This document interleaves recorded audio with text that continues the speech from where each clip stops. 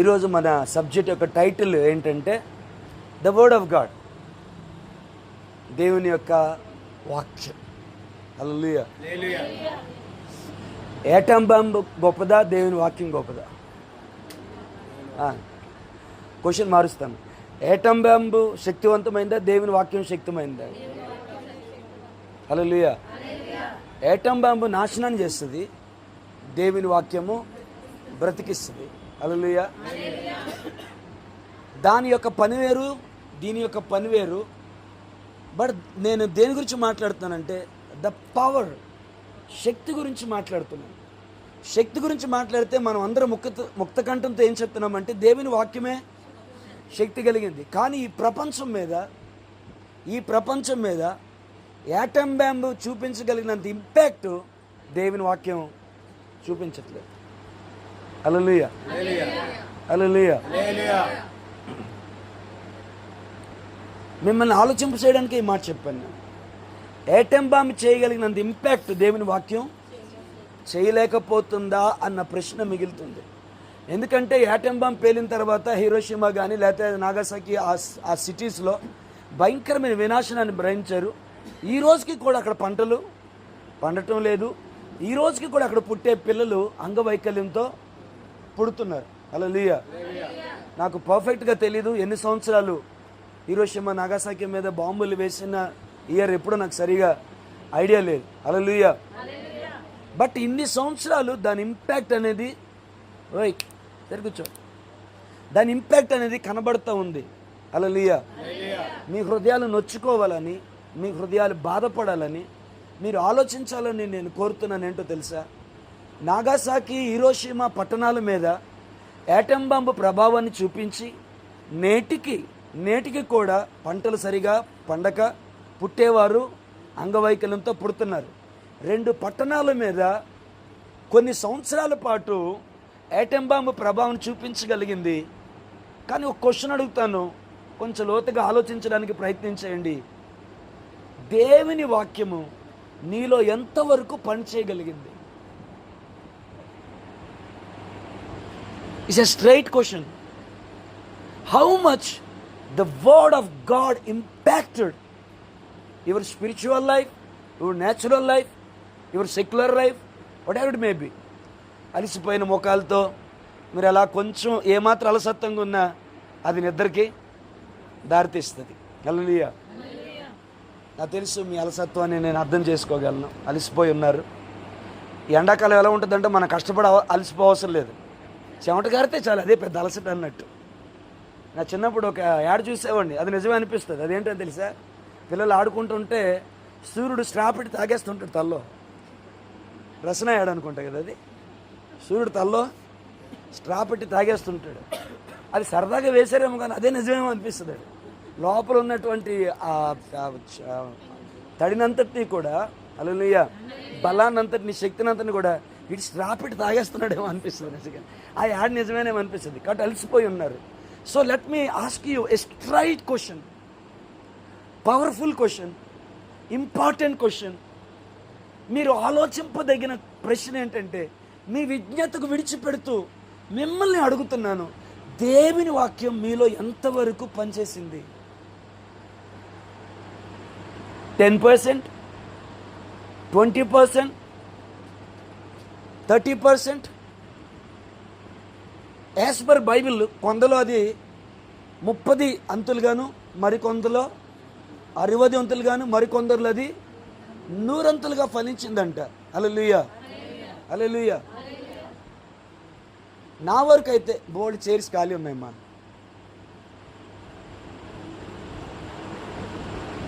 కొంచెం నాకు దగ్గరగానే ఉండండి, సౌండ్ లేదు కాబట్టి. హల్లెలూయా. నా మట్టుకైతే 30% నేను కోరుకోవట్లేదు, 60% నేను కోరుకోవట్లేదు, 100% కోరుకుంటున్నాను.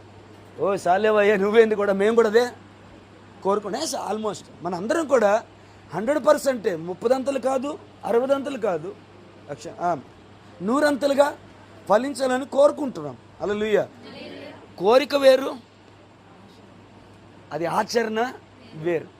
సో మీరు ఆలోచించాలని కోరుతున్నాను. ఒకవేళ ఈ ప్రశ్న అడిగి కాసేపు మిమ్మల్ని ప్రార్థనలో తీసుకెళ్ళి ఈరోజు సందేశాన్ని ముగించేసినా పర్లేదు.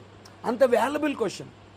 మీలో ఎంతవరకు దేవుని వాక్యం పనిచేసింది, ఎంతవరకు దేవుని వాక్యం కార్యసాధకమవుతుంది, ఎంతవరకు నీ దైనందిన జీవితానికి దేవుని యొక్క వాక్యం డ్రైవింగ్ ఫోర్స్గా ఉంది, లేకపోతే ఒక బలమైన సోర్స్గా ఉంది, ఒక బలమైన యాక్సెస్గా ఉంది.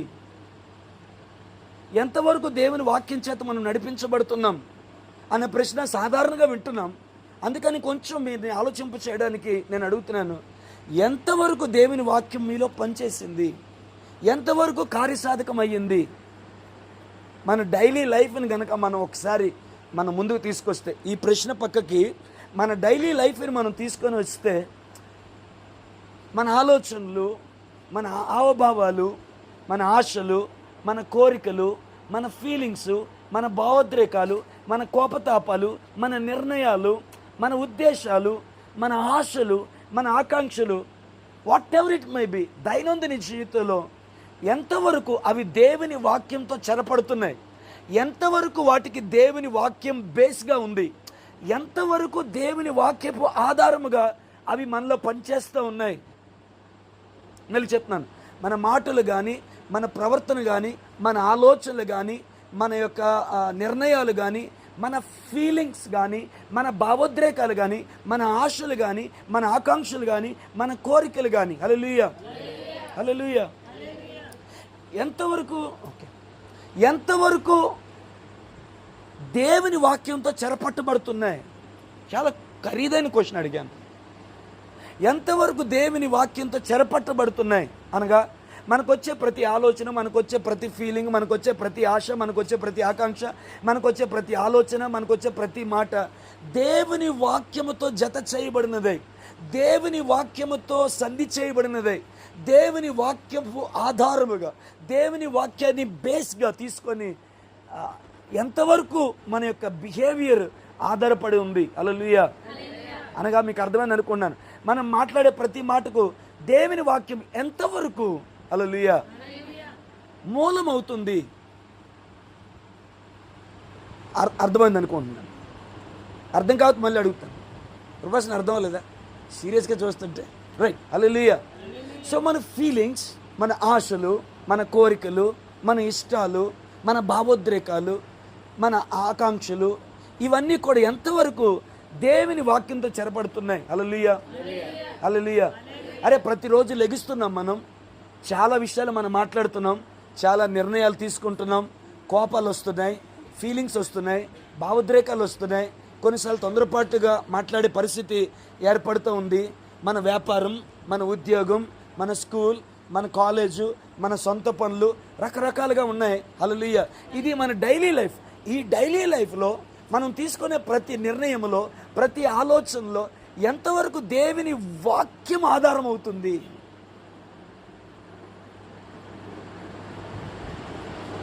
హల్లెలూయా. ఒక చెట్టు ఉందనుకుందాం. హల్లెలూయా. ఆ చెట్టు కింద ఉన్న సారవంతమైన నీటిని తీసుకునేది బాగా ఫలిస్తుంది కదా. హల్లెలూయా. సో మన జీవితంలో మన క్రియలు, నా ఉద్దేశాన్ని మీ ముందు పెట్టే ప్రయత్నం ఇదంతా కూడా. హల్లెలూయా. చెట్టు బాగా ఫలించడానికి కారణం నీరు. కింద నీరు లేకపోతే చెట్టు ఎండిపోతుంది కదా. సో అది ఫలం ఇవ్వడానికి కారణం, అది పచ్చగా ఉండడానికి కారణం, కొద్దిగా రిపీట్ చేయండి, అది పచ్చగా ఉండడానికి కారణం నీరు, అది ఫలం ఇవ్వడానికి కారణం నీరు, అది కూడా శ్రేష్టమైన ఫలం ఇవ్వడానికి కారణం అది శ్రేష్టమైన నీటిని తీసుకుంటుంది. హల్లెలూయా. ఏ చెట్టు నువ్వు పచ్చగా ఉన్నావు, నువ్వు బాగా పండుతున్నావు, తగిన కాలం మందు నువ్వు ఫలమిస్తున్నావు. వాట్ ఈస్ ద రీజన్ అంటే అందరికా బాత్, అసలీ బాత్ అందరహే అంటుంది.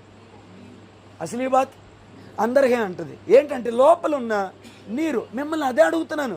బయట మన దైనందిన జీవితంలో, మన నిర్ణయాలలో, మన హావభావాలలో, మన భావోద్రేకాలలో, మన మాటలలో, మన ప్రవర్తనలో, మన దైనందిన జీవితంలో రకరకాల ఫీలింగ్స్, అది నవ్వనివ్వండి, కోపం అనివ్వండి, బాధ అవనివ్వండి, దుఃఖం, వీటన్నిటికీ దేవుని వాక్యమే బేస్ అయిందా, దేవుని వాక్యమే ఆధారం అవుతుందా? ఇంకా చెప్పన, ఆ చెట్టు ఎలాగైతే నీటిని తీసుకొని ఆ నీటిని తనలో ఉంచుకొని ఆ నీటి ద్వారా అది ఫలాన్ని బయటికి పంపిస్తుందో, అలాగే దేవుని వాక్యాన్ని మనం లోపలికి తీసుకొని హల్లెలూయా.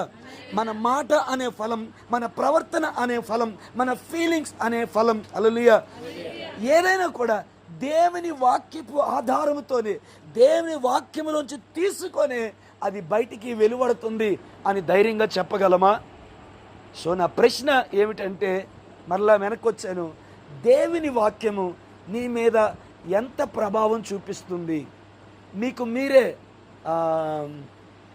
మార్క్స్ వేసుకుంటే, పర్సంటేజ్ వేసుకుంటే, హల్లెలూయా హల్లెలూయా, మీరు ఎంత పర్సంటేజ్ వేసుకోగలరు? ఇస్సాక్ ఎంత పర్సంటేజ్ వేసుకోగలరు? బ్రదర్ ఎంత పర్సంటేజ్ వేసుకోగలరు? రాజు ఎంత పర్సంటేజ్ వేసుకోగలరు? ఆనంద్ ఎంత పర్సెంట్ వేసుకోగలరు? బ్రదర్ ఎంత పర్సంటేజ్ వేసుకోగలరు?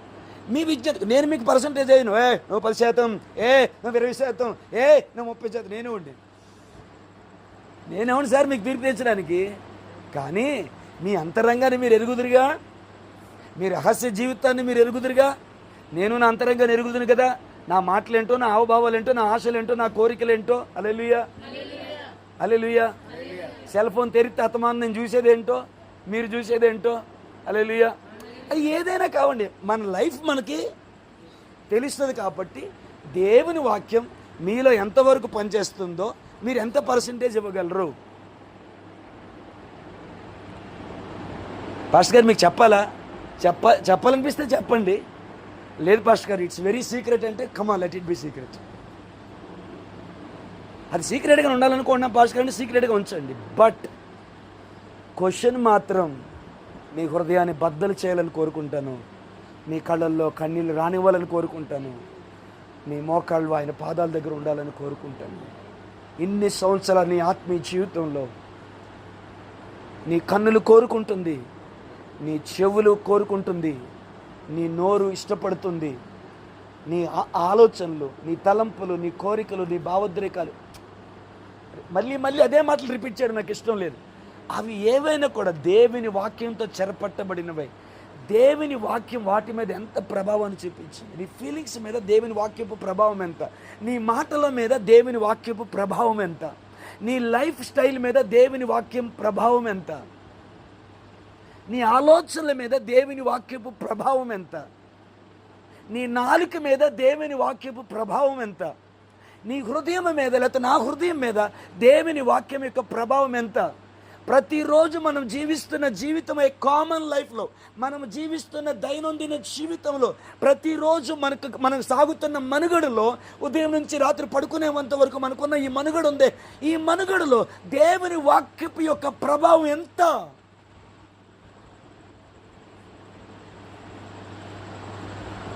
హల్లెలూయా. మనలో కొందరికైనా దేవుని సన్నిధిలో ధైర్యం ఉందేమో, 1% కూడా లేదు అని ఆయన పాదాల దగ్గర ఏడ్చే ధైర్యము కొంతమందికైనా ఉందేమో. ఒకవేళ ఉంది కానీ ప్రభువా, ఒక 10%, నేను చాలా బరువెక్కిన గురించి మాటలు చెప్తున్నాను, ఒక 10% మాత్రమే నీ వాక్యం నా మీద ప్రభావితం చూపగలుగుతుంది. మిగతావన్నీ కూడా నా నిర్ణయాలు, నా ఉద్దేశాలు, ప్లీజ్, నా కోరికలు, నా ఆశలు, నా ఇష్టాలు, నా భావోద్రేకాలు, నేనేం మాట్లాడంటే అది మాట్లాడతా, నేనేం చేయాలంటే చేస్తాను, నేను ఎలా ఉండాలంటే నేను ఎలా ఉంటాను, నేను నాలా ఉంటాను, నేను నాకు కోరుకున్నట్టు ఉంటాను, నాకు నచ్చినట్టు ఉంటాను. ఇంతకుముందు ఎప్పుడో చెప్పిన మాట, క్రైస్తవుడికి వ్యక్తిత్వం ఉండకూడదు. అదేంటి సారు, అన్నిటికన్నా ఇంపార్టెంట్ వ్యక్తిత్వమే కదా, అన్నిటికన్నా ముఖ్యంగా వ్యక్తిత్వం కదా మనిషికి కావాల్సింది. అరే వ్యక్తిత్వ విలువలు ఉండాలి కదా, వ్యక్తిత్వం ఉండాలి కదా అంటారు కదా. మీరంటే వ్యక్తిత్వం ఉండొద్దు అంటారు. వ్యక్తి ప్లస్ తత్వం, ఒక వ్యక్తి యొక్క తత్వమే వ్యక్తిత్వం. హల్లెలూయా. అలా అయితే మనందరికీ వ్యక్తిత్వం ఉంది. అర్థమైందా లేదా? మనందరికీ వ్యక్తిత్వం ఉంది. కోపం వస్తే బూతులు మాట్లాడతాం, అది మన వ్యక్తిత్వం. కోపం వస్తే చేతిలో ఉన్న సామాన్లు ఇసిరేస్తామా, అది మన వ్యక్తిత్వం. హల్లెలూయా. మన మనసు ఎప్పుడు కూడా లోకాశల మీద పరిగెడుతుందా, మన వ్యక్తిత్వం. అందుకే నేనేమంటున్నాను తెలుసా, క్రైస్తవుడికి వ్యక్తిత్వం ఉండకూడదు, దేవుని యొక్క వాక్యమే మన వ్యక్తిత్వం అయి ఉండాలి. మన వ్యక్తిత్వం దేవుని వాక్యమై ఉండగలగాలి. అలాంటి లైఫ్ని కనుక సామ్యూయల్ జాన్ జీవించగలిగితే, మీ పేరు మీరు చెప్పుకోండి, అలాంటి లైఫ్ని కనుక సామ్యూయల్ జాన్ జీవించగలిగితే, సామ్యూయల్ జాన్ ఉన్న చోట దేవుడు ఉంటాడు. సామ్యూయల్ జాన్ ఉన్న చోట దేవుడు ఉంటాడు. సామ్యూయల్ జాన్ ఉన్న చోట ఆశీర్వాదం ఉంటుంది. సామ్యుయేలు జాన్ ఉన్న చోట సమృద్ధి ఉంటుంది. సామ్యుయేలు జాన్ ఉన్న చోట సృజనాత్మకమైన శక్తి ఉంటుంది. సామ్యుయేలు జాన్ ఉన్న చోట వెలుగు ఉంటుంది. సామ్యుయేలు జాన్ ఉన్న చోట స్వస్థత ఉంటుంది. ఇవన్నీ లేఖనాల ప్రకారం చూపిస్తాను మీకు. ఎందుకో తెలుసా? దేవుని వాక్యం ఉన్న చోట ఇవన్నీ ఉంటాయి కాబట్టి. దేవుని వాక్యం ఉన్న చోట ఇవన్నీ ఉంటాయి కాబట్టి సామ్యుయేలు జాన్తో దేవుని వాక్యం ఉంటే ఇవన్నీ ఉంటాయి. మీ పేరు మీరు చెప్పుకోండి. మీకు ఒక పేరు ఉంది కదా, మీ పేరు మీరు చెప్పుకోండి. Let me ask you once time back. మళ్ళీ వెనక్కి వచ్చి అడుగుతున్నాను, నీ దైనందిన జీవితంలో దేవుని యొక్క వాక్యపు యొక్క ప్రభావం ఎంత పర్సంటేజ్ వేయగలరు మీరు? 1%, 5%, ఒక 10%? సో ఈ మాట నేను చాలా భారంగా చెప్తున్నాను. ఒక 2 చైర్స్ బ్యాక్ సైడ్ కేసి.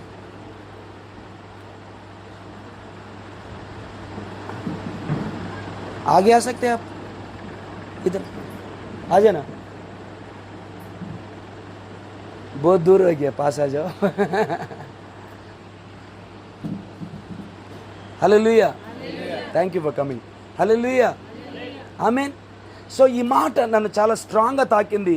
అందుకని ఈ మాటను మరొకసారి నేను వాడుతున్నాను. హల్లెలూయా, హల్లెలూయా. మనకి వ్యక్తిత్వం ఉండడానికి వీల్లేదు. హల్లెలూయా. మనకి వ్యక్తిత్వం ఉండడానికి వీల్లేదు. Praise the lord. ఇంకోలా చెప్పనా, మనకి క్యారెక్టర్ ఉండడానికి వీల్లేదు. ఊరుకోనైనా మనకు కావాల్సిందే క్యారెక్టర్ కదా అంటారా? హల్లెలూయా. దేవుని వాక్యమే మన క్యారెక్టర్గా మారిపోగలగాలి. మన క్యారెక్టర్ దేవుని వాక్యంగా మారిపోవాలి. ఇమాజ్ దట్ లైఫ్. ఒక్కసారి ఆ లైఫ్ను ఊహించండి ప్లీజ్. మీ గుండెలు ఆశ కలగాలని కోరుతున్నాను. ఒక్కసారి ఆ లైఫ్ని ఇమాజ్ చేయండి. నీ క్యారెక్టర్ దేవుని వాక్యం అయిపోతే, నీ వ్యక్తిత్వం దేవుని వాక్యం అయిపోతే. హల్లెలూయా. వ్యక్తిత్వం అనే మాట మీకు అర్థమవుతుందా? వ్యక్తిత్వం, personality, our character like. Hallelujah. So మన వ్యక్తిత్వం, మనకంటూ సొంత వ్యక్తిత్వం అనేది ఉండకూడదు. హల్లెలూయా. దేవుని వాక్యమే మన వ్యక్తిత్వంగా మారిపోవాలి. మన వ్యక్తిత్వం ఈక్వల్ టు దేవుని వాక్యంగా మారిపోగలగాలి. పౌలు లైఫ్లో ఒక విషయం ఎంతమంది మాట్లాడే, ఎంతమంది గుర్తుందో, ప్రవ్వా నువ్వెవడివి అని అడిగాడు. తన లైఫ్ బిగిన్ ఎక్కడైందంటే, తన ఆత్మీయత ఎక్కడ స్టార్ట్ అయిందంటే, లార్డ్ హూ ఆర్ దౌ, నువ్వెవరివి అని అడిగాడు. ఎక్కడికి వచ్చాడంటే, నేను క్రీస్తుని పోలి జీవించుచున్న ప్రకారం మీరు నన్ను పోలి జీవించనని చెప్పడానికి అక్కడికి వచ్చింది లైఫ్. ఎక్కడ స్టార్ట్ అయింది? ప్రభువా నువ్వెవడివి అని అడిగాడు. అంటే యేసు ప్రభు ఎవరో తెలియదు. మరి ఇప్పుడు ఎంతగా తెలిసిందంటే, నేను ఆయన ఒకటే, నేను క్రీస్తుని పోలి నడుచుకున్న ప్రకారం మీరు నన్ను పోలి నడుచుకోండి. ఇంకో స్టేట్మెంట్ ఇంకా బాగుంటుంది, ఇకనూ జీవించుచున్నది నేను కాదు, క్రీస్తే నా యందు జీవించుచున్నాడు. హల్లెలూయా, హల్లెలూయా. ఎక్కడ స్టార్ట్ అయింది లైఫ్? అసలు ఎవరయ్యా నువ్వు? క్రైస్తవులు హింసిద్దామని పట్టా తీసుకొని, అధికారం తీసుకొని దమస్కు మార్గంలో వెళ్తుంటే దేవుని యొక్క వెలుగు ప్రత్యక్షమైంది. ఆ వెలుగును చూసి అడిగాడు, హూ ఆర్ దౌ? ప్రభువా నువ్వు ఎవరు? తెలియదు యేసు ప్రభు ఎవరో. కానీ ఇప్పుడు లైఫ్ ఎక్కడికి వచ్చిందంటే, హల్లెలూయా, ఇకను జీవించుచున్నది నేను కాదు, క్రీస్తే నా యందు జీవించుచున్నాడు, నేను ఆయన ఒకటే అని చెప్పగలిగే స్థాయిలోకి తన ఆత్మీయ జీవితం వచ్చింది. గల కారణం అంతగా ఆయన కృప, అంతగా ఆయన వాక్యం, అంతగా ఆయన చిత్తం పౌలులో కార్యసాధకమైంది. క్వశ్చన్ ఒకటే, మన లైఫ్ ఎక్కడ స్టార్ట్ అయిందో అక్కడే ఉండిపోయినట్టుంది. ఏ పాటల్లో మనకి దేవుని పట్ల అభిప్రాయం ఉందో ఆ అభిప్రాయం దగ్గరే, ఆ పాటల దగ్గరే ఆగిపోయింది మన లైఫ్. మనం చెప్పగలమా పోనీ, నేను క్రీస్తుని పోలి నడుచుకున్న ప్రకారం మీరు నన్ను పోలి నడుచుకోండి అని చెప్పగలమా? నేను చెప్పగలను? హల్లెలూయా. ఇప్పుడు నేనేమన్నా ఎందుకు ఈ మాట చెప్పి తెలుసా? ఇప్పుడు పౌలుకి ఏం లేదంటే క్యారెక్టర్ లేదు. ఏమైంది పౌలు క్యారెక్టరు? యేసయ్య క్యారెక్టరు పౌలు క్యారెక్టర్లా మారిపోయింది. లేదా పౌలు క్యారెక్టరు యేసయ్య క్యారెక్టర్గా మారిపోయింది. ఇప్పుడు పౌలుకి వ్యక్తిత్వం లేదు. ఏమంటున్నాడంటే, ఇకనూ జీవించుచున్నది నేను కాదు. ఇప్పుడు నాకు వ్యక్తిత్వం ఏమీ కూడా లేదు. ఎందుకంటే హల్లెలూయా, దేవుని వాక్యమే నా వ్యక్తిత్వంగా మారిపోయింది. నా వ్యక్తిత్వం is equal to the word of God. Again I'm coming back. Sister గారు కూడా వచ్చారు కాబట్టి మళ్ళీ ఒకసారి బ్యాక్ వచ్చి క్వశ్చన్ అడుగుతున్నాను.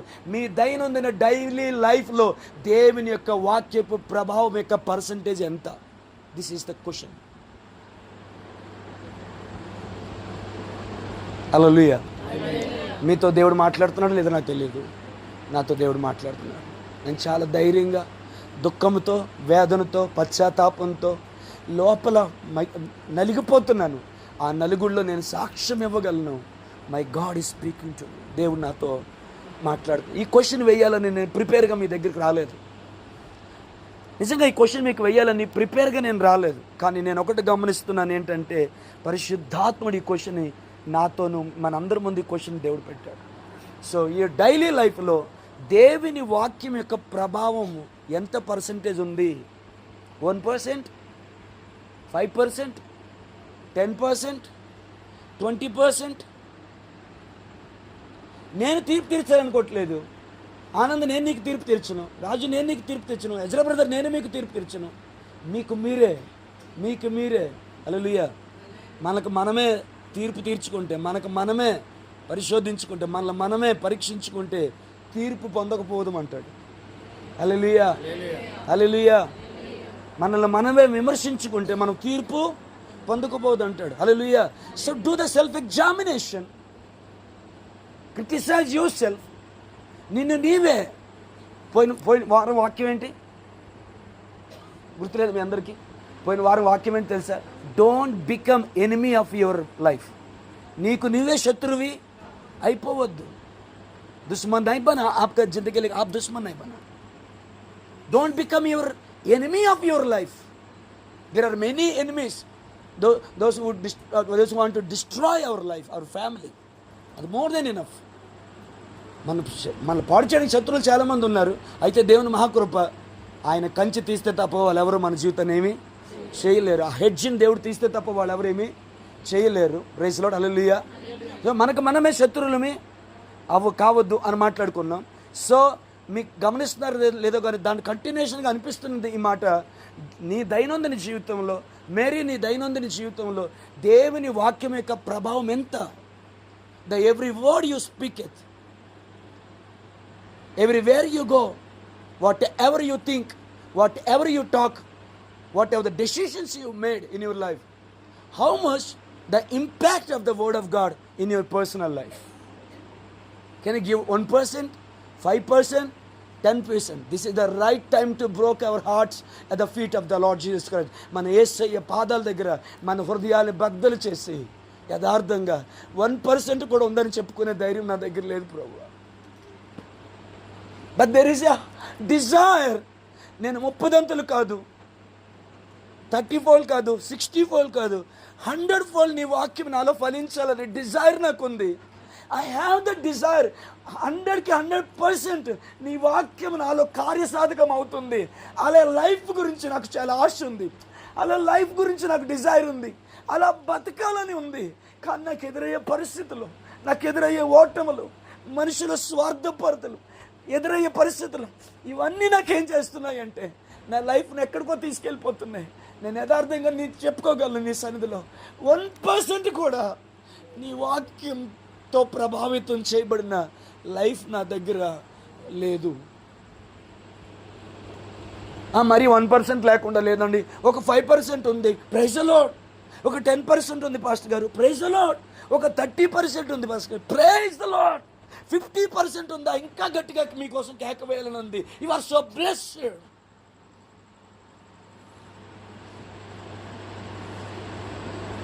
మరి మీ సంగతి ఏంటి పాస్టర్ గారు? నాకు మీలాగా 50%, 30% అని చెప్పే ధైర్యం నా దగ్గర లేదు. నా దగ్గర ఉన్నటువంటి ఒకే ఒక బాధ ఏంటో తెలుసా? నీ వాక్యం చేత ప్రభావితం చేయబడి నడిపించబడుతున్న జీవితంలో నేను ఎక్కడున్నానో చెప్పనా ప్రభా? I'm zero. నేను చెప్తున్నా, యథార్థంగా చెప్తాను, ఆన్ రికార్డ్లో చెప్తున్నాను. I'm zero, but I have the Dzire. నాకు ఆ డిజైర్ ఎక్కడుందంటే 100% దేవుని వాక్యము చేత ప్రభావితం చేయబడి ఆయన వాక్యమే నా క్యారెక్టర్గా మారిపోయి, నా చూపుల్లో దేవుని వాక్యం, నా మాటల్లో దేవుని వాక్యం, నా వినికిడిలో దేవుని వాక్యం, నా దైనందిన జీవితంలో దేవుని వాక్యం, నా ప్రతి నిర్ణయంలో దేవుని వాక్యం, నా ప్రతి ఫీలింగ్లో దేవుని వాక్యం, నా ప్రతి భావోద్రేకాలలో దేవుని వాక్యం. భర్త మీద కోపం వస్తుంది, భార్య మీద కోపం వస్తుంది, ఎవరి మీద కోపం వస్తుంది, ఏదో అనాలనిపిస్తుంది, హల్లెలూయా అనేసి చల్లబడిపోతుంది నీ వ్యక్తిత్వం, అనేసి నీ పగం తీర్చుకుంటే నీ వ్యక్తిత్వం, అనేసి నీ గుండెలను మంటను తగ్గించుకుంటుంది నీ వ్యక్తిత్వం అవుతుంది. బట్ ఇప్పుడు దేవుని దగ్గర చెప్పగలవా? హల్లెలూయా, హల్లెలూయా, హల్లెలూయా. చాలా రోజుల క్రితం మీ ముందు ఉంచిన ఒక మాట నాకు నిన్న జ్ఞాపకానికి వచ్చింది. నిన్న కాదు, మొన్న జ్ఞాపకానికి వచ్చింది. నేను జర్నీలో ఉండగా జ్ఞాపకానికి వచ్చింది. రాత్రి మూడు ఎంత అవుతుంది, అందరూ పడుకున్నారు, మిగతా సేవకులు యవనస్తులు పడుకున్నారు. నేను ఒక్కడే డ్రైవింగ్ చేస్తున్నాను. I was crying. ఆ మాట గుర్తొచ్చినప్పుడు నేను ఏడ్చాను. ఎందుకు అంటే, ఒక లారీ వాడు సిగ్నల్ ఇవ్వకుండా రైట్కి లారీ ఇసిరాడు. నాకేమనిపించిందంటే, వాడు ముందు కారు ఆపి, యథార్థంగా చెప్తున్నాను, వాడు ముందు కారు ఆపి రాయి దొరికితే అద్దాన్ని ఇచ్చి కొట్టాలన్నంత కోపం వచ్చింది. హల్లెలూయా, హల్లెలూయా. మనసులో అనుకున్నాను, నా పక్కన పాస్టర్ గారు ఉన్నారు, ఆయన లేకపోతే అదే పని చేసేవాడినేమో. అట్లా అనిపించింది అట ఆయనకి. ఎందుకంటే వాడు అంత దారుణంగా ఇసిరాడు, బండి కంట్రోల్ అవ్వలేదు నాకు. హల్లెలూయా. వాళ్ళ నిర్లక్ష్యం వల్ల రోడ్ల మీద ఎంతమంది ప్రాణాలు పోతాయో అది నాకు బాధ. వాడు ఎట్లా ఇసిరేసినా నన్ను కాపాడేవాడు ఒకడు ఆకాశం అందు ఉన్నాడు. బట్ అది వాళ్ళకి అది మంచిది కాదు కదా. ఇంకోళ్ళు ఎవరో దేవుని కాపుదల లేని ఫ్యామిలీ ఉంటుంది. ఈరోజు ఎర్లీ మార్నింగ్ శ్రీనగర్ దగ్గర భయంకరమైన యాక్సిడెంట్. అది ఆగిన లారీ నిద్రమత్తుతో కొట్టేశాడు. ఆ లారీ వెనకాతలు ఏ కారు కానీ ఇంకేదైనా వెహికల్ ఉంటే ఈ రెండింటి మధ్యలో మిజ్జైపోయింది. ఒక వ్యక్తి చనిపోవడం అంటే ఆ కుటుంబానికి ఒక దిక్కు కోల్పోవడం, ఆ కుటుంబం తండ్రిని కోల్పోవడం, ఆ భార్య భర్తను కోల్పోవడం, ఆ తల్లిదండ్రులు కొడుకుని కోల్పోవడం. ఒకడు యాక్సిడెంట్ చనిపో ఒకడు చచ్చిపోతే వాడు ఒక్కడు చచ్చిపోవడం కాదు, వాడి ఫ్యామిలీ రోడ్డును పడిపోవడం. కానీ నాకు టైం లేదు, నేను వేగంగా వచ్చేస్తున్నాను. సర్లే ఆపే అవకాశం కూడా నాకు దొరకలేదు. ఎందుకంటే వెంటనే ఇంకో లారీని తప్పించాల్సి వచ్చింది. లారీని తప్పించేసి కొంత ముందుకు వచ్చేసాను. కట్ట టోల్ గేట్ దగ్గర నేను కారు ఆపాను. హల్లెలూయా, హల్లెలూయా. వెనకాతల ఆ లారీ వస్తుంది, నేను కారు దిగి ఆ లారీతో నేను మాట్లాడచ్చు. చాలా రోజుల క్రితం నాకు వచ్చిన మీతో నేను పంచుకున్న ఒక మాట నాకు గుర్తొచ్చింది. మీరు ఎంతమంది గుర్తుందో లేదో, మీరు అందరూ అప్పుడు లేరు, చాలామంది లేరు.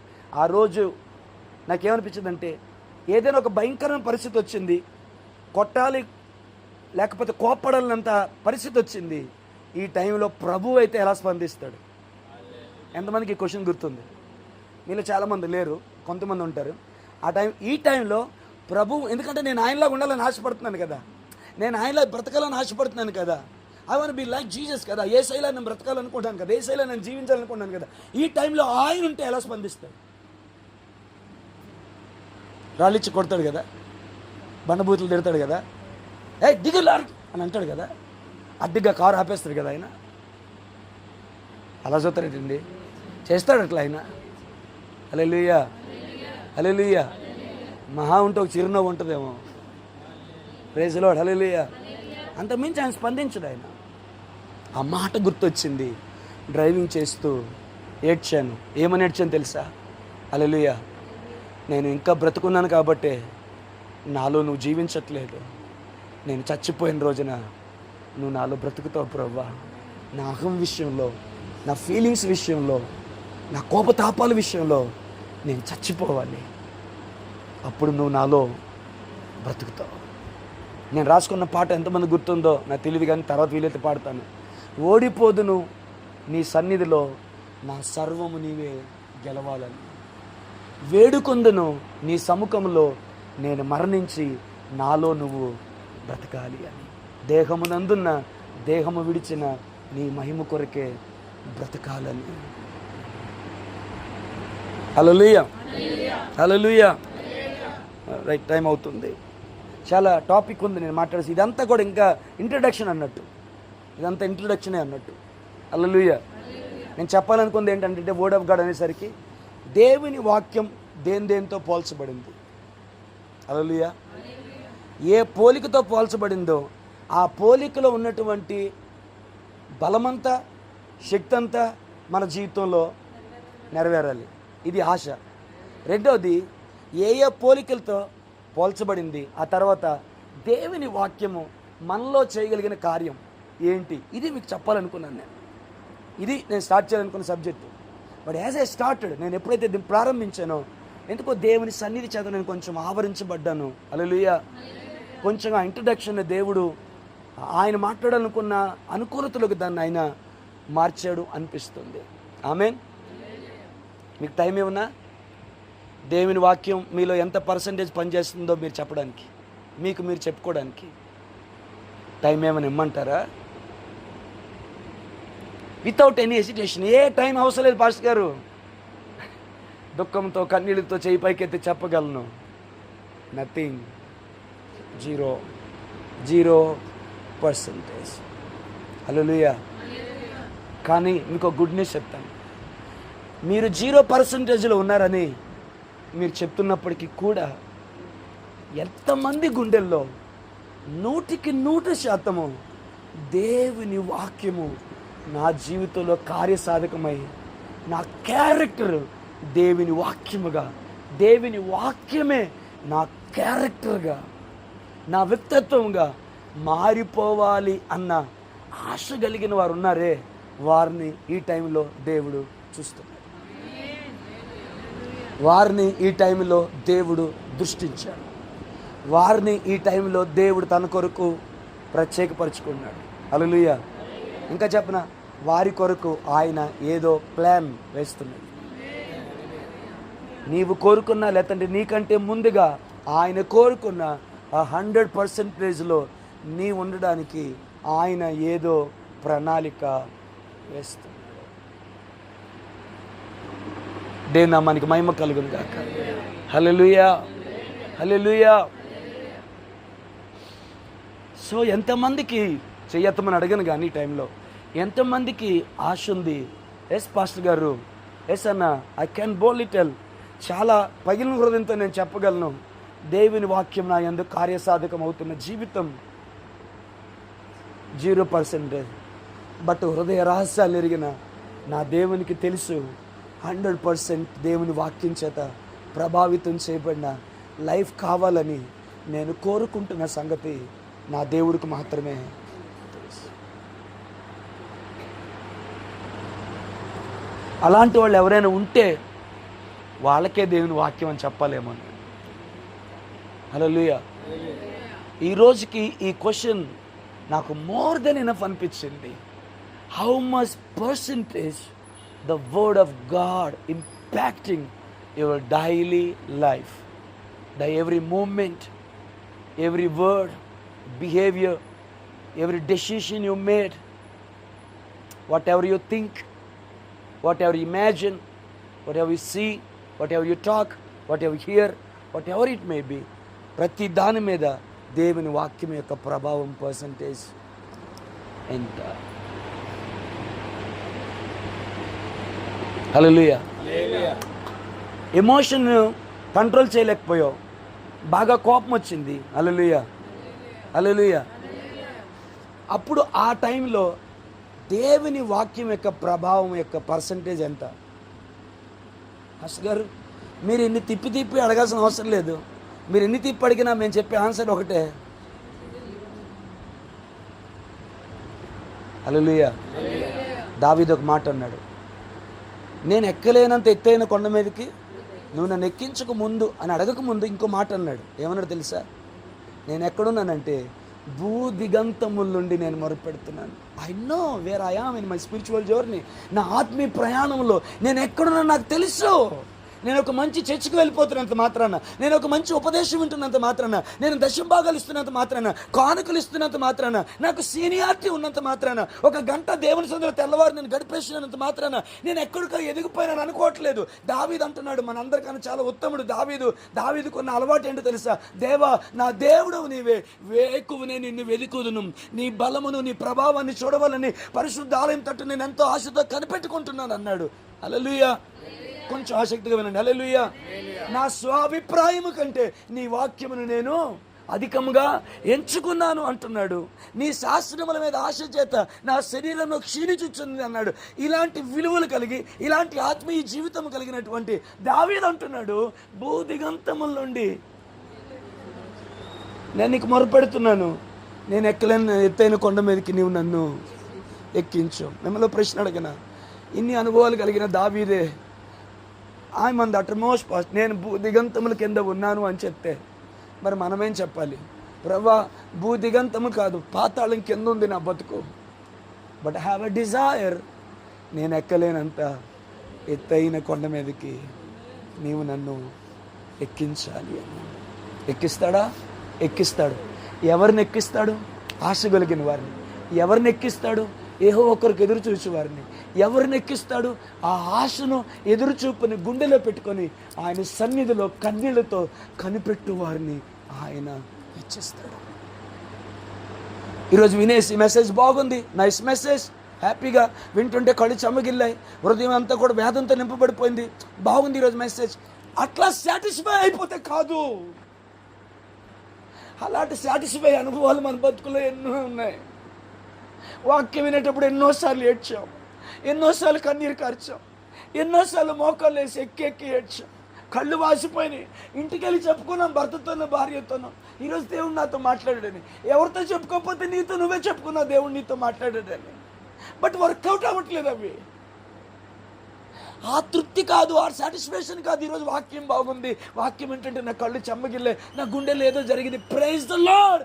నీకు వాక్యం వింటున్నప్పుడు నీ గుండెలో ఏదో జరిగింది అన్నది, థ్యాంక్ గాడ్ ఫర్ దట్.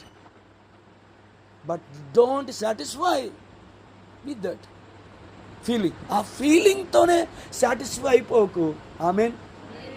అది నీలో కార్యసాధకం అవ్వడానికి నీ హృదయాన్ని దేవునికి తెరువు. ఇంకా చెప్పిన, దేవుని వాక్యానికి నీ హృదయాన్ని తెరువు.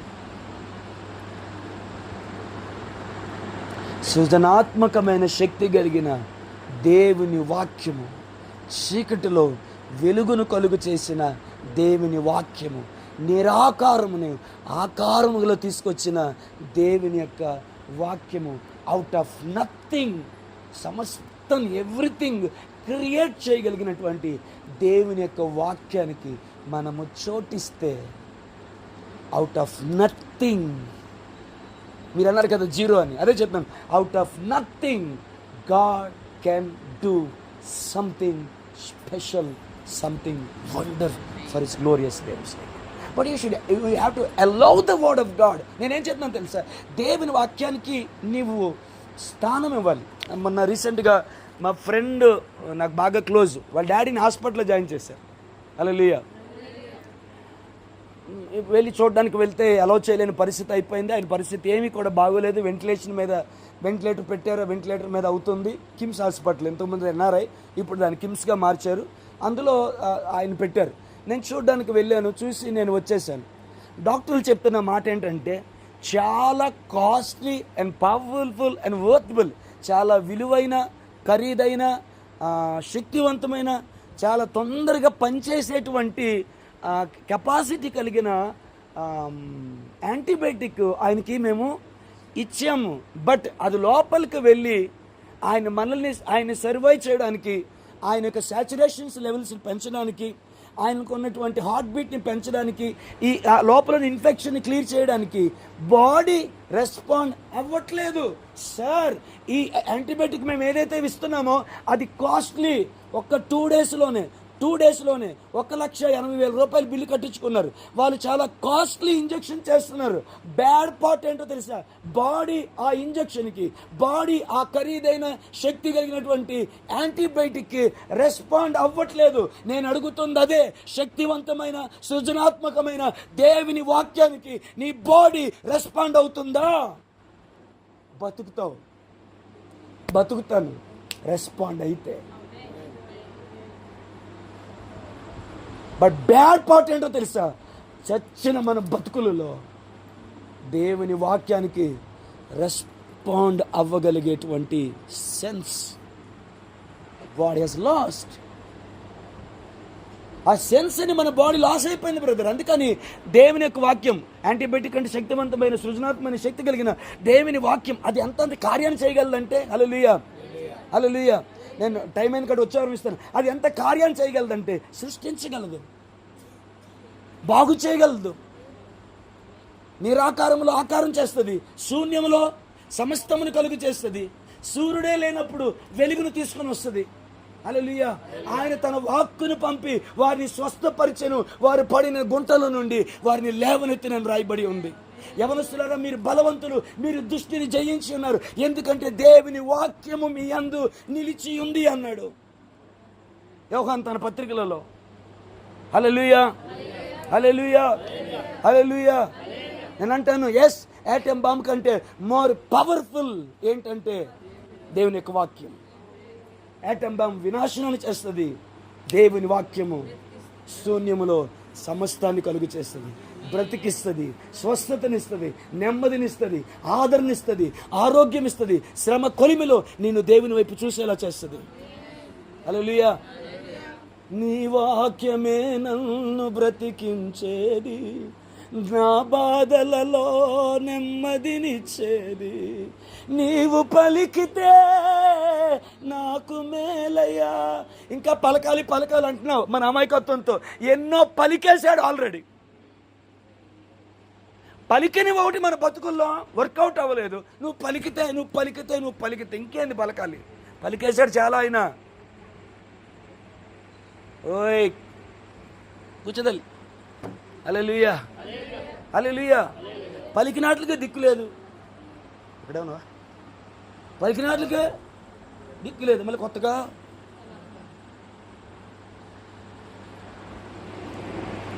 Praise the lord.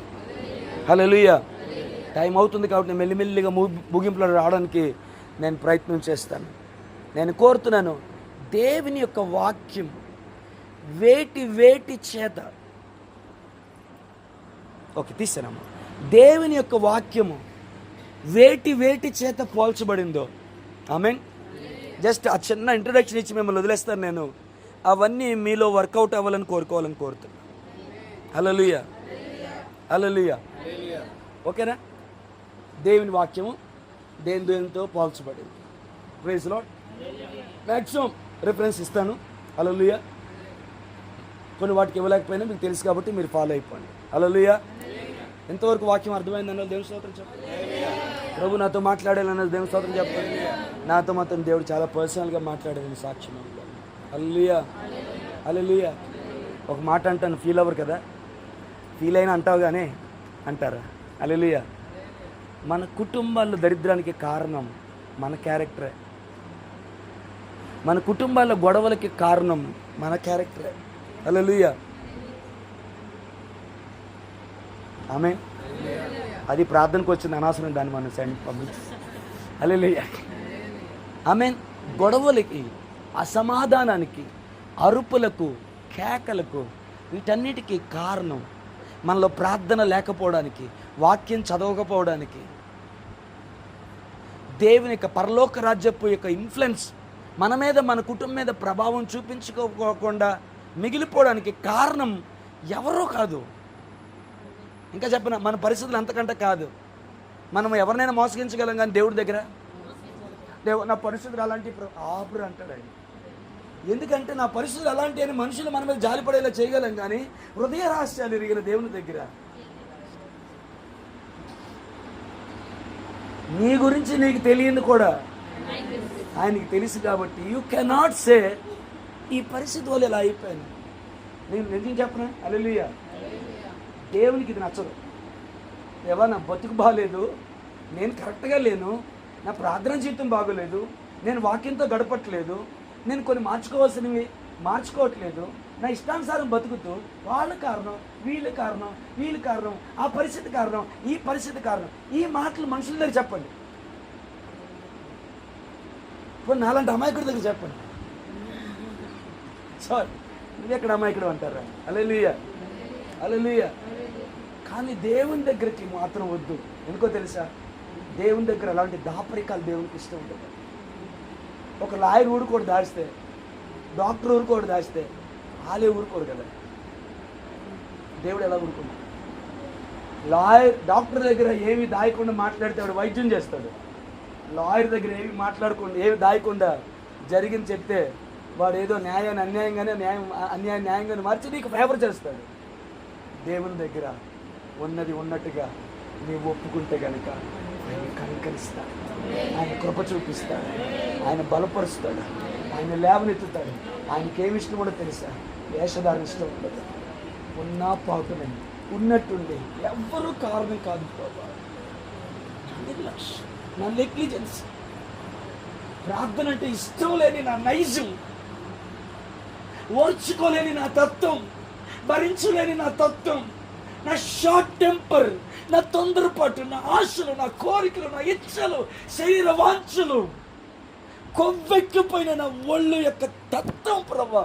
దీనంతటికి కారణం నా భార్య కాదు, నా భర్త కాదు, నా పిల్లలు కాదు, ఎవరు కాదని దాపరికం లేకుండా ఉన్నది ఉన్నట్టు ఆయన దగ్గర ఒప్పుకొని స్టార్ట్ చేస్తే, ఒప్పుకొని విడిచిపెట్టువాడు కనికరించబడతాడని దేవుని యొక్క వాక్యం చెప్పింది. ఒప్పుకొని విడిచిపెట్టువాడు కనికరించబడతాడని దేవుని యొక్క వాక్యం చెప్పింది. కనికరించే దేవుని దగ్గర నాటకాలు ఆడితే, కొంచెం కఠినంగా ఉన్న మాట, but still I want to, నేను అలాగే చెప్పాను. కనికరించే దేవుని దగ్గర నాటకాలు ఆడితే, రోగం ఉంది, డాక్టర్ నేను అడిగాడు ఎలా ఉంది అంటే అలాగేం లేదండి బాగుందండి, జస్ట్ చిన్న తలనొప్పిలోకి వస్తుంది, అప్పుడప్పుడు చిన్న ఆయాసంగా వస్తుంది అంతే తప్ప నేను చాలా బాగున్నానండి. ఆడు అనుకుంటాడు వీడికి పొగరు ఎక్కువ, గేర్ ఎక్కువ. హల్లెలూయా. కాబట్టి నీకు తగిన వైద్యం ఆయన చేయలేడు కదా, నువ్వు చెప్తేనే కదా చేస్తాడు. హల్లెలూయా. అదే అంటున్నాను, వైద్యం చేసే డాక్టర్ దగ్గర నాటకాలు వద్దనుకున్నప్పుడు కనికరించే దేవుని దగ్గర అస్సలు నాటకాలు వద్దు. ఎవ్వరూ కాదు ప్రభు, నేనే నా బతుకును మార్చు. హల్లెలూయా. నన్ను నూతనపరచు. దావీదు 51వ కీర్తనలో బెత్షెబ ఊసేవని ఎత్తాడా? దావీదు ఎవరు, బెత్షెబ ఎవరు? 51వ కీర్తన ఎక్కడుందని చూస్తారే ఉంటారా? ఒక క్వశ్చన్ అడిగితే దానికి ఏదో సమాధానం చెప్పాలి కదా. 51వ కీర్తన రాసిన దావీదు ఆ కీర్తనలో ఎక్కడైనా బెత్షెబ పేరు ఎత్తాడా? ప్రభువా, నేను మేడ ఎక్కి తిరుగుతున్న సమయంలో సాతాను చేత రేపబడినదై బెత్షెబా వచ్చి స్నానము చేయడం ద్వారానే నేను శోధనలో పడ్డాను తప్ప ఇది నా తప్పు కాదు నాయన, ముమ్మాటికి బెత్షెబే తప్ప, దాన్ని చంపేయను అన్నాడా? 51 కీర్తనల మొత్తంలో ఎక్కడా కూడా బెత్షెబే ప్రస్తావన లేదు. అది దావీదు కనికరించబడ్డానికి కారణం.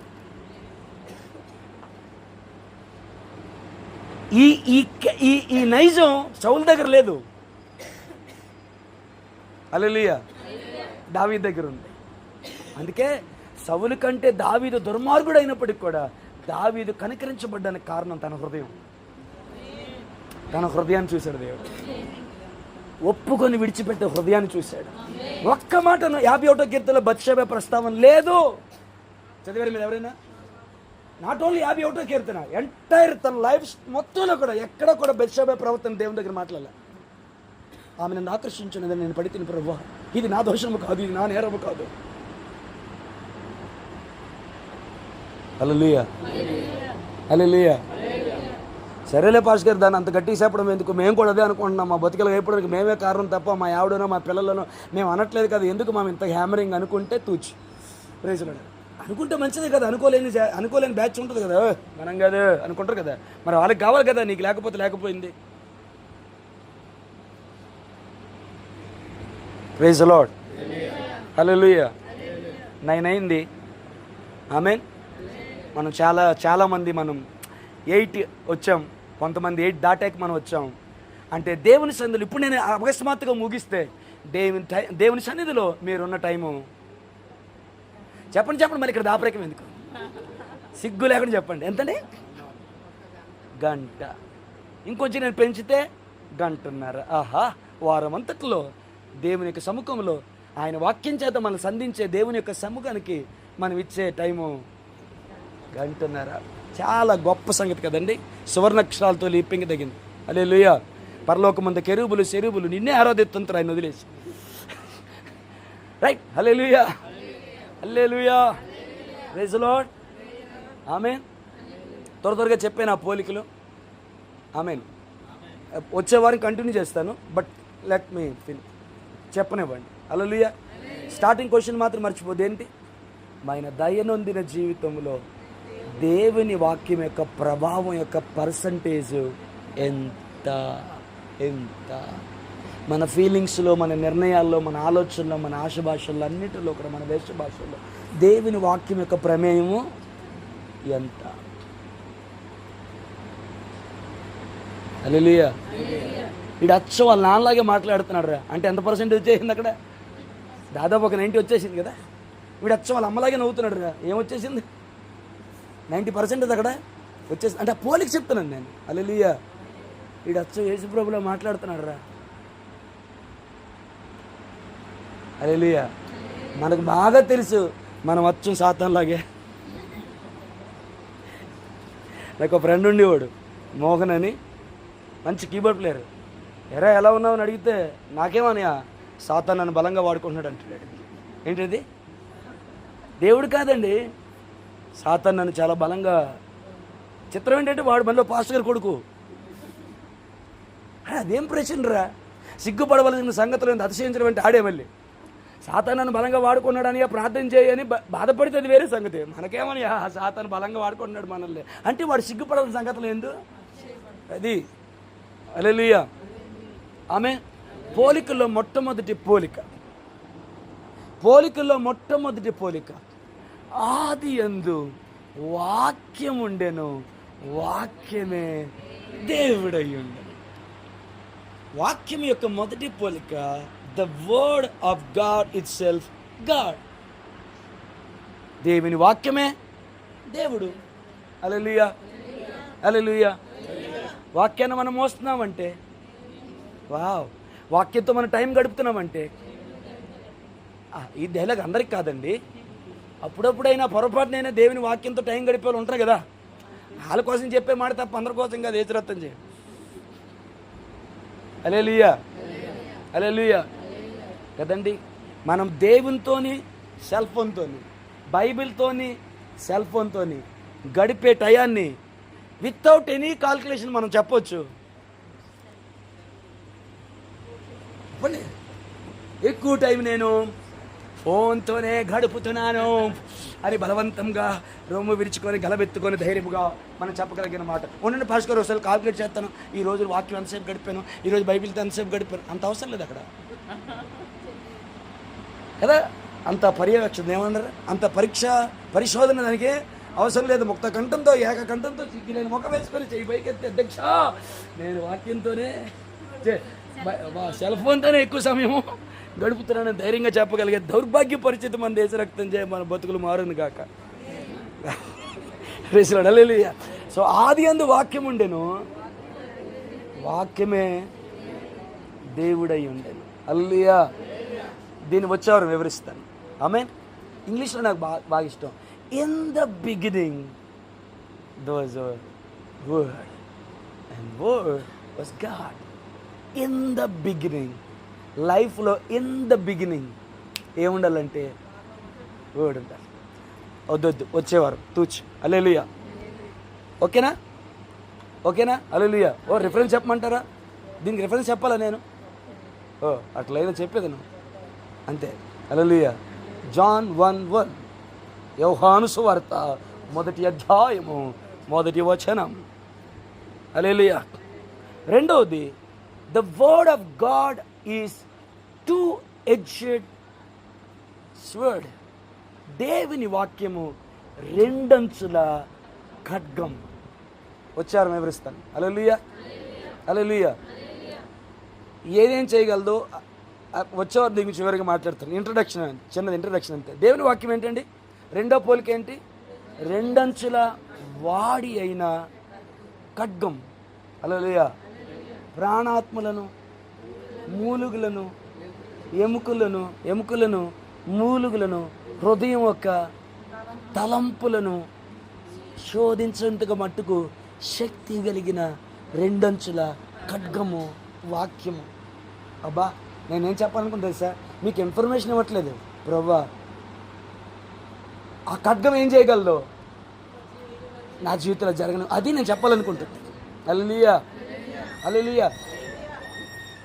వచ్చేవారు ఆది యందు వాక్యం ఉండేను అంటే, వాక్యం ఉండేను, దాని కింద ఏముందంటే అంత చీకటి ఉంది, నిరాకారం ఉంది, శూన్యం ఉంది. కానీ ఆది యందు ఉన్న వాక్యం ఏం చేసిందంటే శూన్యములో సమస్తాన్ని కలుగు చేసింది, నిరాకారం ఆకారంగా మార్చేసింది. సో ఆది యందు వాక్యం ఏం చేయగలదో అది మన జీవితంలో జరుగును గాక. ఖడ్గం ఏం చేయగలదో అది మన జీవితంలో జరుగును గాక. మీకు అర్థమవుతుందని అనుకుంటున్నాను. మూడవ యొక్క పోలిక, హల్లెలూయా, హల్లెలూయా. మూడోది లైట్. ముగించేస్తాను. మూడోది లైట్, వెలుగు. ఇంకా మనకు అర్థమయ్యేలా చెప్పాలంటే ఇంగ్లీష్లో తెలుగులో ఉంటుంది.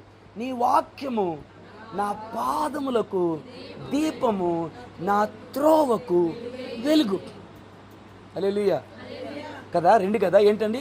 నా పాదములకు, నా త్రోవకు. రెండిట్లో ఒకటి సరిపోదా? రెండిట్లో ఒకటి సరిపోదా? హల్లెలూయా.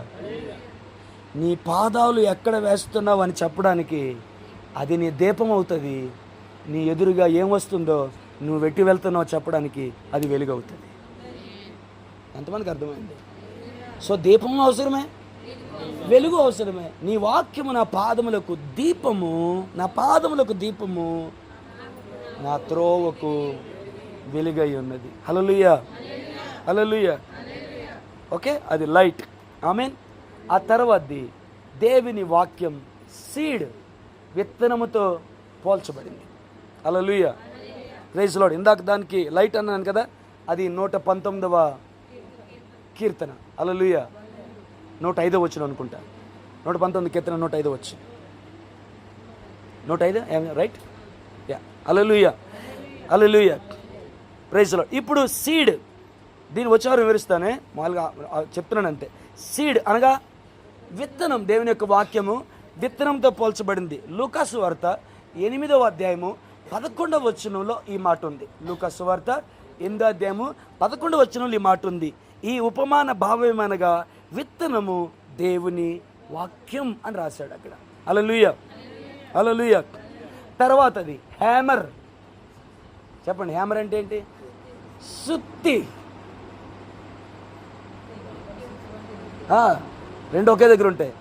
నీ వాక్యము, నా వాక్యము, హల్లెలూయా, అగ్ని వంటిది కాదా, బండలను పగలగొట్టు సుత్తి వంటిది కాదని ఇర్మియా గ్రంథం 23వ అధ్యాయము 29వ వచనంలో ఈ మాట ఉంది. రెండు ఇక్కడే ఉన్నాయి. ఒకటి హ్యామర్, రెండోది ఫైర్. హల్లెలూయా, ఇక్కడ రెండు ఉన్నాయి. హల్లెలూయా. సో మొదటిది ఏంటి? దేవుని వాక్యమే దేవుడు. రెండవది ఏంటి? రెండంచుల ఖడ్గం. మూడవది ఏంటి? లైట్. నాలుగవది ఏంటి? సీడ్, విత్తనం. ఐదవది ఏంటి? హ్యామర్. ఆరవది ఏంటి? ఫైర్. హల్లెలూయా. నా వాక్యము అగ్ని వంటిది కాదా? దాని సందర్భాన్ని నేను తర్వాత మాట్లాడతాను. ఈ అగ్ని వేరు, ఇది రిఫైనరీ అగ్ని. హల్లెలూయా. తర్వాత మాట్లాడుకుందాం. ఆయన యొక్క వాక్యం దేంతో పోల్చబడిందంటే లివింగ్ వాటర్, లివింగ్ వాటర్. హల్లెలూయా. జీవ జలముతో దేవుని యొక్క వాక్యము పోల్చబడింది. ఎఫెసీయులకు రాసిన పత్రిక 5వ అధ్యాయము 26, 27 వచనాలు. హల్లెలూయా. అదే విధముగా యోహాను సువార్త 4వ అధ్యాయము 14వ వచనం. హల్లెలూయా. ఆ తర్వాత దేవుని వాక్యం దేంతో పోల్చబడిందంటే బ్రెడ్. వచ్చేవారు మళ్ళీ నేను క్లియర్గా ఇస్తాను మీకు, తొందర ఏం పడకండి, ఇబ్బంది పడకండి. దేవుని వాక్యం దేంతో పోల్చబడిందంటే జీవాహారము నేనే. ఆయనే వాక్యము, ఆయనే జీవాహారము. హల్లెలూయా. అది వారానికి ఒకసారి తింటే సస్తావు, రోజు తింటే బతుకుతావు. మిగతా మ్యాటర్ మీకు అర్థమైంది కదా. హల్లెలూయా. అందుకు ఆయన మనుషుడు రొట్టె వలన మాత్రమే కాదు కానీ దేవుని నోట నుండి వచ్చు ప్రతి మాట వలన జీవించునని, బ్రతుకునని ఆయన సెలవిచ్చారు. మత్తయి సువార్త 4వ అధ్యాయము 4వ వచనములో. హల్లెలూయా. దీనికే ఇదే మాటకి ఇంకో రిఫరెన్స్ కూడా ఉంది. యోహాను సువార్త 6వ అధ్యాయము 35వ వచనం. యోహాను సువార్త 6వ అధ్యాయం 35వ వచనం. రండి, ముగింపుకు వచ్చేసాను. ఇంకొక పోలిక ఏంటో తెలుసా? అది ఆత్మ సంబంధమైన manna. Hallelujah. Hallelujah. Praise the Lord. వారు తమ ప్రయాణంలో గమ్యానికి చేరుకోవడానికి దేవుడు వారికి ఇచ్చింది మన్నా. దేవుడు మనకిస్తుంది ఆత్మ సంబంధమైన మన్నా. హల్లెలూయా, హల్లెలూయా. మన్నా అంటే తెలియని ఆహారం. హల్లెలూయా. ఆయన మనకిస్తున్న తెలియని ఆహారం ఆయన యొక్క వాక్యమే. కాబట్టి మరొక పోలిక ఏమిటంటే, అయిపోయింది. మరొక పోలిక ఏంటంటే మన్నా. హల్లెలూయా. చిట్ట చివరి పోలిక, ఇదంతా వచ్చేవారం వివరిస్తాను. ఈరోజు బ్లెస్ అయ్యారని కోరుకుంటున్నాను. చిట్ట చివరి యొక్క పోలిక ఏంటో తెలుసా? హల్లెలూయా. అంటే ఇది మీ పోలిక మీకు అర్థం కాకపోవచ్చు, నెక్స్ట్ వీక్ నేను చెప్తాను. ఒకటి లోగోస్, రెండోది రేమా. దేవుని వాక్యం దేంతో పోల్చబడింది? మీకు తెలుగులో కనబడుతుంది. హల్లెలూయా. ఒకటి లోగోస్, తర్వాత రేమా. లోగోస్ అంటే సింపుల్గా చెప్తాను, వచ్చారు వివరిస్తాను. ఈ టెక్స్ట్ ఏదైతే టెక్స్ట్ ఉందో ఇది లోగోస్ అని దీని అర్థం. రేమా అంటే ఏంటో తెలుసా? హల్లెలూయా. ఈ బైబిల్లో ఉంచే, ఈ బైబిల్ని ఆధారం చేసుకొని దేవుడు తన వాక్యాన్ని నీ కొరకు ప్రత్యక్షపరుస్తాడు. ఒకవేళ నువ్వు ప్రేయర్లో ఉన్నావనుకో, దేవుడు ఒక లేఖనాన్ని నీకు చూపిస్తాడు. ఆ లేఖనం ద్వారా నీతో మాట్లాడతాడు. ఆ లేఖనం ద్వారా నీ జీవితాన్ని మారుస్తాడు. ఆ లేఖనం ద్వారా నిన్ను స్వస్థపరుస్తాడు. ఆ లేఖనం ద్వారా నువ్వు ఎదుర్కొంటున్న పరిస్థితిని ఆయన మార్చేస్తాడు. దాన్ని ఏమంటామంటే రేమా. రేమా బ్లెస్సింగ్ చర్చ్ విన్నారా? ఎప్పుడైనా నా పేరుకి అర్థం తెలుసా? ఏమా ఆయన ఎందుకో పెట్టుకున్నారు, మనం అట్లా అనుకున్నాం అంతే. రేమా అంటే రేమా. హల్లెలూయా. మన వైజాగ్లో లోగోస్ ఉంది, రేమా ఉంది. ఈ రెండు విచిత్రం ఏంటంటే ఈ రెండు చర్చిలు తాడిచెట్లపల్లిలో ఉన్నాయి. హల్లెలూయా. రోడ్డుకి అవతల వైపు లోగోస్ ఉంది, రోడ్డుకి అవతల వైపు రేమా ఉంది. జంక్షన్కు ముందేమో లోగోస్ ఉంది, జంక్షన్ దాటిన తర్వాత ఏమో రేమా ఉంది. లోగోస్ ఏమో ఎడం వైపు ఉంటుంది, రేమా ఏమో కుడివైపు ఉంటుంది. వరకు నేను చెప్పాను, అది పెద్ద ప్రత్యక్షత ఏం కాదు. హల్లెలూయా, హల్లెలూయా. కానీ ఇక్కడ ఒక మాట చెప్తాను, మన జీవితంలో కొన్ని జంక్షన్స్ ఎలా ఉంటాయంటే లోగోసే మనం చదువుతూ ఉంటాం, కానీ ఆ జంక్షన్ దాటించడానికి మనం ఎదుర్కొంటున్నటువంటి ఇబ్బందికరమైనటువంటి ఆ జంక్షన్ దాటించడానికి దేవుని వాక్యం మనకి రేమా అవుతుంది. హల్లెలూయా, హల్లెలూయా, హల్లెలూయా, హల్లెలూయా. మనిషి రొట్టె వల్ల మాత్రం కాదు, కానీ దేవుని నోటి నుండి వచ్చు ప్రతి మాట వలన జీవించాలని ఉంది కదా. ఈ మాట ఏ మాట? లోగోసా, రేమా? ఓ వావ్, వండర్ఫుల్. మీకు ఈ ప్రత్యక్షత ఉన్నందుకు నేను చాలా ధన్యుడిని, సంతోషిస్తాను. I'm appreciating you. It is not logo. దేవుని నోట నుండి వచ్చి ప్రతి మాట వల్ల జీవించనంటే అక్కడ రాయబడింది రేమా గురించి, అక్కడ రాయబడింది లోగోస్ గురించి కాదు, అక్కడ రాయబడింది రేమా గురించి. ఇది ఎట్లా తెలుస్తుంది? ఒరిజినల్ బైబిల్లోకి వెళ్ళాలి. కింగ్ జేమ్స్ వెర్షన్లో మీకు కనబడుతుంది. కింగ్ జేమ్స్ వెర్షన్ బైబిల్లో కొన్ని యాప్స్లో మీకు నేను చిన్న సలహా ఇస్తాను. మైస్ వర్డ్ అని ఉంటుంది. హల్లెలూయా, హల్లెలూయా. ఇప్పుడు కుదరదు, కానీ వచ్చేవారం మీరు తొందరగా వచ్చి ఆ లింక్ నాకు పంపించమంటే నేను ఇందులో షేర్ చేస్తాను. ఇప్పుడు ఎందుకంటే ఇప్పుడు అది ప్లే స్టోర్లో కనిపించట్లేదు. కింగ్ జేమ్స్ వెర్షన్ బైబిల్ ఒకటి ఉంటుంది. ప్రతి వర్డ్ పక్కన నెంబర్ వేస్తాడు. ఆ నెంబర్ మనం టచ్ చేస్తే ఆ వర్డ్ ఒరిజినల్గా ఏ లాంగ్వేజ్లో ఉంది, దాని అర్థం ఏంటి, దాని పర్యాయ పదాలు ఏంటని మనకు లిస్ట్ ఇచ్చేస్తాడు. అందులో ఆయన నోటి నుంచి వచ్చి ప్రతి మాట వలన బ్రతుకునంటే ఆ మాట అన్న దాని దగ్గర ఒరిజినల్గా ఏముందంటే రేమా ఉంది. వినుట వలన, మిమ్మల్ని ఇబ్బంది పెట్టండి 1 minute. వినుట వలన విశ్వాసం కలుగును. వినుట దేవుని గురించి లేదా క్రీస్తుని గురించిన మాట వలన కలుగును. ఇక్కడ మాట అన్న దగ్గర ఏముందో తెలుసా? లోగోస్ లేదు, రేమా ఉంది.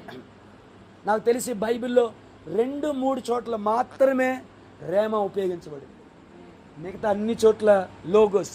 Logos means text. The text you have. నీ దగ్గర నీ టెక్స్ట్, ఈ ప్రింటెడ్ ఇదేదైతే ఉందో దీన్ని లోగోస్ అంటాం. కానీ రేమా దేనంటే ఈ లోగోస్ని ఆధారం చేసుకొని ఆ సమయానికి నీకు కావలసిన వాక్యాన్ని ఆయన నీకు ఇస్తాడు. అది ప్రవక్తల ద్వారా కావచ్చు, లేకపోతే దర్శనం ద్వారా కావచ్చు, ఇంకా ఏ విధంగా కావచ్చు. నీ కొరకు ఆ మాటని దేవుడు రివీల్ చేస్తాడు. దాన్ని రేమా అంటారు. హల్లెలూయా. అయిపోయి పోలిక లేదు. ఆమేన్. Any doubt?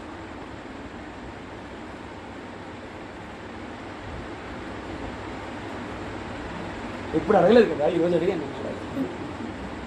ఏమైనా డౌట్స్ ఉన్నాయా? ఆ లాస్ట్కి మాకు ఒకసారి అర్థం కాలేదు, మళ్ళీ చెప్పండి నేను అడుగుదాం ఉంది, కానీ అడిగితే నువ్వు మళ్ళీ ఇంకో గంట తీసుకుంటావేమని భయం వేస్తుంది అనుకున్న వాళ్ళు ఎవరైనా ఉన్నారా? అట్లా 2 నిమిషాలు చెప్పే ప్రయత్నం చేస్తాను. హల్లెలూయా. ఎంత అద్భుతమైన పోలికలు కదా అవన్నీ కూడా. ఒక దేవునితో పోల్చబడింది, ఖడ్గముతో పోల్చబడింది. హల్లెలూయా. అమ్మా, వెలుగుతో పోల్చబడింది, దీపముతో పోల్చబడింది, విత్తనముతో పోల్చబడింది, సుత్తితో పోల్చబడింది, అగ్నితో పోల్చబడింది. హల్లెలూయా. హల్లెలూయా. ప్రేమతో పోల్చబడింది, లోగోస్తో కూడా పోల్చబడింది. మాట ఒకటే, నువ్వు దేనితో పోల్చావో, ఏ వాటితో పోల్చావో, నీవు పోల్చిన ప్రతి వస్తువు యొక్క, విత్తనం యొక్క, వెరీ గుడ్, ఆ పోలిక యొక్క శక్తి అంతా నాలో పనిచేయాలి. ఎంతమందికి అర్థమైంది ఈ మాట? దేవా, నీ వాక్యాన్ని నువ్వు దేనితో పోల్చావో ఆ పోలికలో ఉన్న శక్తి అంతా కూడా నాలో పనిచేయాలి. అల్టిమేట్ ఏంటో తెలుసా? ఆది యందు వాక్యం ఉండేను, వాక్యమే దేవుడే ఉండను. హల్లెలూయా. దేవుని శక్తి అంతా మనలో కార్యసాధకం అయితే మిగతా అన్నీ యేసు రక్తం చేయి మమా అంటే అంతే. హల్లెలూయా. హల్లెలూయా. ఆమేన్. వచ్చేవారం దీన్ని వివరించి దేవుని వాక్యం మనలో ఏం చేయగలదు, నా సొంత మాటలు కాదు, వాక్యానుసారంగా దేవుని వాక్యం మనలో ఏం చేయగలదు. నేను చెప్పే పాయింట్లో మ్యాక్సిమం పాయింట్లన్నీ 119 కీర్తనలో ఉంటాయి. అంటే ఒకవేళ ఈ వారం రోజుల్లో మీకు ఏమైనా మారు మనసు కలిగి 119 కీర్తన ఒకసారి చదువుదామన్న కుతూహలము కానీ ఆనందం కానీ ఏమైనా కలుగుతాదేమన్న చిన్న ఆశతో ఈ మాట సెలవిచ్చాను నేను. 119 కీర్తనలో మ్యాక్సిమం 1-2 తప్ప మిగతావన్నీ 119 కీర్తనలు ఉన్నాయి. ఏంటది?